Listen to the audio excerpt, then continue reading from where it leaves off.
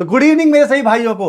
तो आप सबको था बेसब्री से इंतजार, तो वो वीडियो आ चुकी है। यानी कि अब आपको प्रत्येक 10-10 मिनट की वीडियो मिलेगी और अपने उन टॉपिक पे मिलेगी जिसमें हर एक किसी को डाउट होता है। तो BSSC इस बार अपना होना चाहिए, उसके लिए एक शानदार शुरुआत की गई है MD क्लासेस के द्वारा।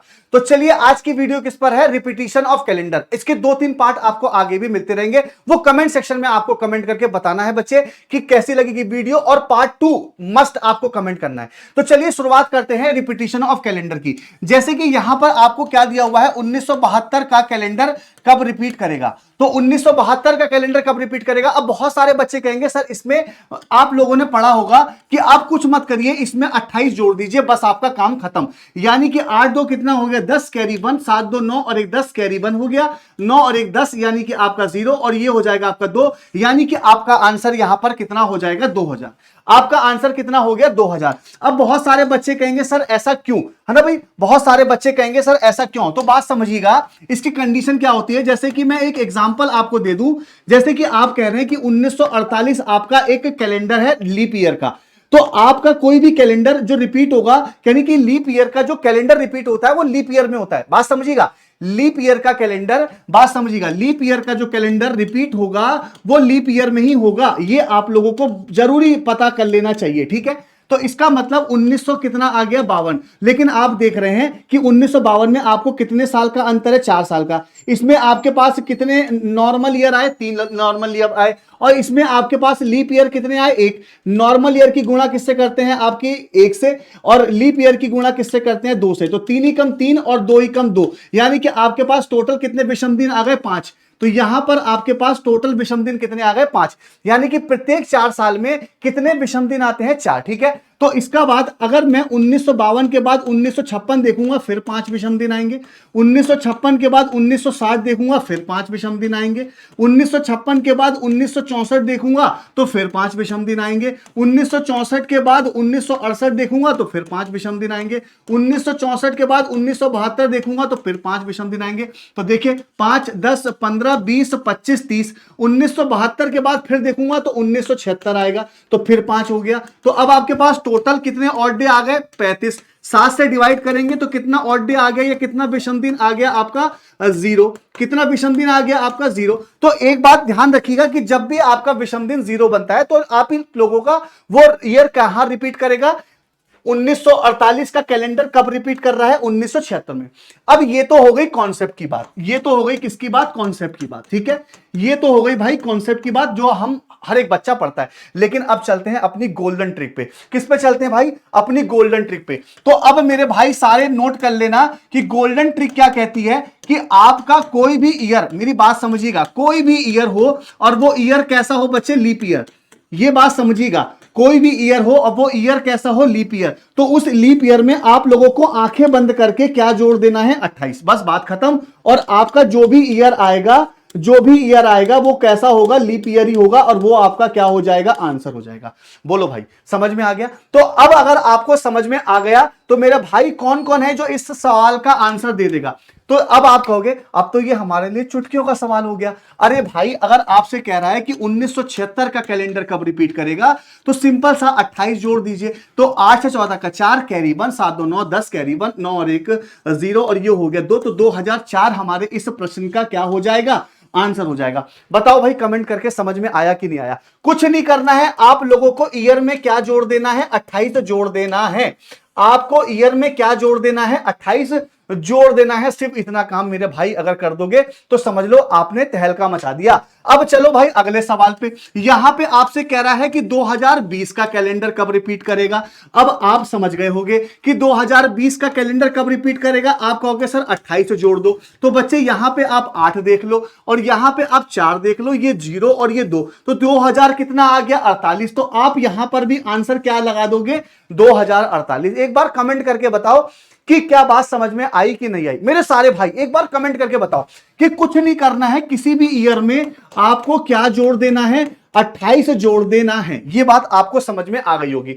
अब जैसे ही आप 1876 में अगर आप यहां पर 28 जोड़ोगे तो आप कहोगे 8 से 14 का 4 कैरी 1, 7 2 9 और 1 10 कैरी 1, 8 और 1 9 और ये आपका 9। अब आप कहोगे आपका 1904 आया, लेकिन ऑप्शन में तो 1904 है ही नहीं। अब ये भाई बात खत्म हो गई। अब आपकी ये बात कैसे हो गई गलत कि सर 1904 तो भाई है ही नहीं ऑप्शन में। अब आपका ये प्रोसेस क्या गलत है? नहीं बच्चे, आपने बस एक कॉन्सेप्ट आपने नहीं लिखा। वो क्या है बच्चे? वो कॉन्सेप्ट और लिख लो बच्चे। क्या? कि किसी भी शताब्दी वर्ष को जब आप पार करोगे, ध्यान रखिएगा, किसी भी साधारण शताब्दी को पार करते समय, किसी भी साधारण शताब्दी को पार करते समय, बात समझिएगा, किसी भी साधारण शताब्दी को पार करते समय आप लोगों को उस ईयर में क्या जोड़ना है? तो उस ईयर में बच्चे आप लोगों को 40 जोड़ना है। तो जो भी आपका ईयर आएगा, जो भी आपका ईयर आएगा, वो भी आपका क्या बन जाएगा? आंसर बन जाएगा। बस खत्म कहानी। अब आप कहोगे सर साधारण शताब्दी वर्ष कौन कौन से होते हैं? तो उसके लिए उदाहरण आपके सामने मैं रख देता हूं, जैसे 1700, जैसे 1800, जैसे 1900। तो यार ये आपके साधारण शताब्दी वर्ष है कि नहीं है? अरे बोलो हाँ या ना। तो जैसे ही आपने यहां पर देखा तो आपने कहा यार यहां तो फिर मैंने, जैसे ही मैं 1904 पे पहुंचा तो मैंने 1900 को पार किया, और 1900 मेरा कैसा वर्ष है? मेरा शताब्दी है। लेकिन बाबू उसमें वो हमारा साधारण भी ना है। अरे उसमें हमारा साधारण भी तो है, तो फिर ये आंसर कैसे हो जाएगा? तो इसका मतलब 28 ना जोड़ के कितना जोड़ना है मुझे? 40। लो भाई साहब आंसर आ गया। देखो भाई 8 और 6 ये हो जाएगा आपका 6 हो जाएगा। 8 और 4 11, 4 7 4 11, 1 कैरी 1, 8 और 1 कितना होगा? 9 और ये 1, 1916 है क्या? तो आप कहेंगे जी सर 1916 है। ये लो बच्चे आंसर, ये लो आंसर, खत्म कहानी। ये हम 40 कब जोड़ेंगे? फिर से बोल रहा हूं, 40 कब जोड़ेंगे? जब किसी भी साधारण शताब्दी वर्ष को पार करेंगे। 40 कब जोड़ेंगे? जब किसी भी साधारण शताब्दी वर्ष को पार करेंगे। 40 कब जोड़ेंगे? जब किसी भी साधारण शताब्दी वर्ष को पार करेंगे। And again last and time कि किसी भी साधारण शताब्दी वर्ष को पार करते समय हमें 28 की जगह क्या जोड़ना है? 40। चलो मेरा भाई अब आंसर दे दो। अब सारे बच्चे उड़ा दो इस सवाल को। कह रहा है 1780। अब आप बताओ, मेरा सारा चीता इसका आंसर नहीं दे देगा क्या? अरे उड़ा देगा। सर कहेगा सर 28 जोड़ते हैं हम लोग। अरे सर जी 28 जोड़ेंगे तो 8 2 10 कैरी 1, 7 और 1 8 और 8। अब देखो खतरनाक तरीके से ऑप्शन सी भी दिया है, मतलब फंसाएगा एग्जामिनर। लेकिन अब हम ठहरे अपने भाई, अपने खिलाड़ी है भाई, तो हमको पता है कि जब हम 1808 पे गए थे तो हमने 1800 को पार किया। और ये कैसा वर्ष था भाई? साधारण शताब्दी वर्ष। ये कैसा था? साधारण शताब्दी वर्ष। अरे भाई साहब कैसे हम लोगों ने ये चूक दिया? तो इसका मतलब यहां पर 28 नहीं जोड़ना है, हमें क्या जोड़ना है? 40। आ जाओ बच्चे दे दो आंसर। ये हो जाएगा 0, और ये देखो 8 और 4 12 का 2 कैरी 1, और 7 और 1 8, और ये हो जाएगा 1। 1820 कहीं दिया है क्या? तो आप कहेंगे जी बिल्कुल सर, आंसर हो जाएगा मेरा 1820। अरे बोलो मस्त, मजा आया कि नहीं मजा आया? अगला सवाल आपका कौन सा है? 1684। अब मेरा भाई मुझसे पहले आंसर दे देगा इस सवाल का।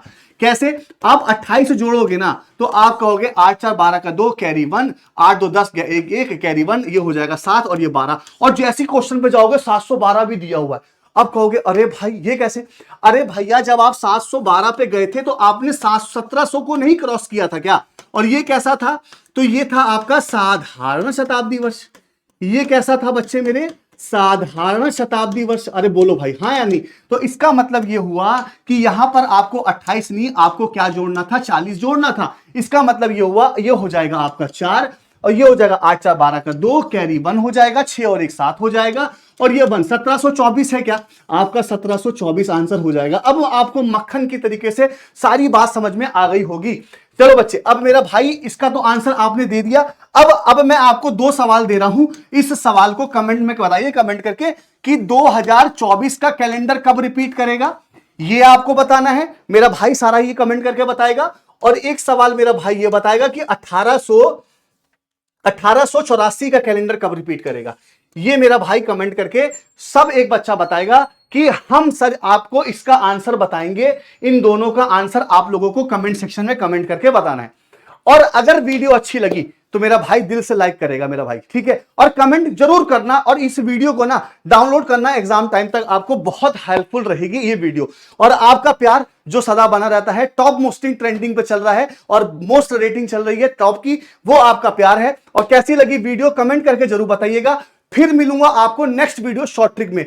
और आपको ये लिखना है पार्ट 2 साधारण वर्ष का। अगर आपको वीडियो अच्छी लगी हो तो वीडियो को लाइक, सेशन को शेयर, और वीडियो को इतनी दूर तक फैला दीजिएगा ना कि फिर दूसरा कोई ये ना कह सके कि अब हम एग्जाम नहीं निकालेंगे। एग्जाम निकलेगा और जरूर निकलेगा। चलिए, थैंक यू।